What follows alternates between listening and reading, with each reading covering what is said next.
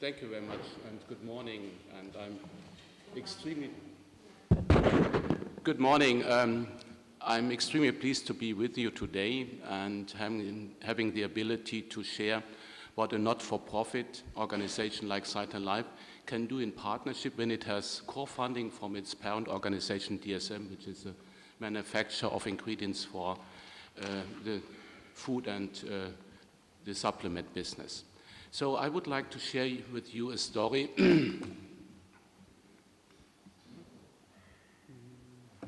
Yeah. Upside down? Okay. I would like to share with you a story from a project in partnership with GIZ, the German development agency, Ajinomoto originally, the Gates Foundation and DSM, and funding specifically from the Gates Foundation and CIF to bring into the project. We started already in 2013 with a very thorough assessment of the food value chain in Ghana. We wanted to develop affordable and nutritious food for women of reproductive age that is fortified, but also being able to restrict to some of the ingredients that we don't like and we see as a significant underlying cause of the double burden of malnutrition. But it required a very thorough ethnographic research because the aim was that these women were meant to take food for themselves, which is in many cultures not very typical. Women are usually sharing food that they receive with the family, with the children, with their husband, but we need to develop a campaign that would allow women to take this food designed for them specifically to consume, because in pregnancy specifically, energy intake is increasing, but specifically also the micronutrient intakes is increasing. And here we also had to look into distribution chains. We had to scope local, small and medium-sized food manufacturers to identify manufacturers and the foods that would be eligible for fortification. Because concurrently, there was a development of a code of conduct that would restrict specific foods from fortification because of the high sugar content, salt content, and fat content. And that was meant really to address the double burden of malnutrition as a double duty action. We have just a recent report from Ghana. 40% of women from 15 to 45 years are overweight and obese, but still 50% of anemia and 50% of folic acid deficiency, for instance.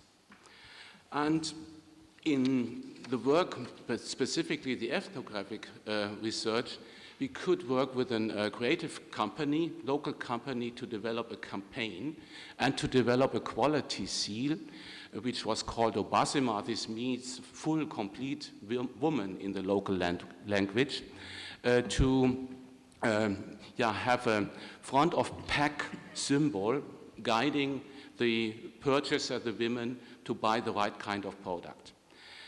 And the beauty, which is not typical in these kind of settings, we had funding for 2 campaigns. One was a social marketing campaign to promote the logo, the seal, Obasima, promote healthy eating, like fruits and vegetables, which was totally generic.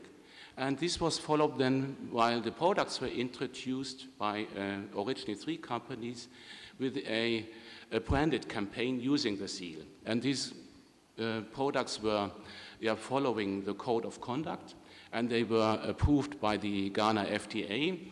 And importantly, the seal is owned by Ghana Standard Agency, so the government of Ghana. And that tells us these kind of initiatives of projects require significant stakeholder management. There we were really grateful having GIZ on the ground to bring all the local stakeholders together. The launch was early last year. We had a pretty early evaluation, and one result was in the target audience, in target groups for the products and in the test markets. After about 6 months, the awareness of the seal was among about 60% already. But What was also really important in this campaign, it did also address issues about affordability, aspirational aspect of the food, and of course the aspect of convenience, because women during pregnancy specifically are requested to take some kind of nutritious food snacks regularly in between meals. As a success, we can really claim we also managed to receive demand, structured demand from the World Food Programme, who issued a voucher upon women could receive foods with a seal in the local market. And World Food Programme became even more interested and has in the meantime invested in 2 local companies that have been enrolled in the program so that they could bring up the equipment in the factory so that there is additional demand generated. But we also see that was increased interest in other countries like Zambia. The Sun Business Network has liaised with the program to learn. But we also see some challenges, and the challenges are particularly with the large international companies. They see that the code would be too stringent. There are many foods not eligible because of the high sugar content particularly.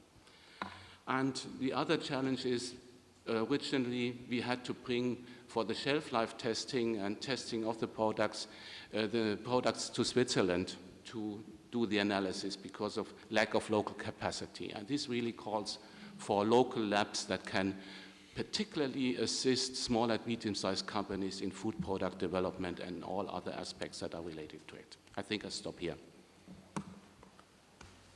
Thank you.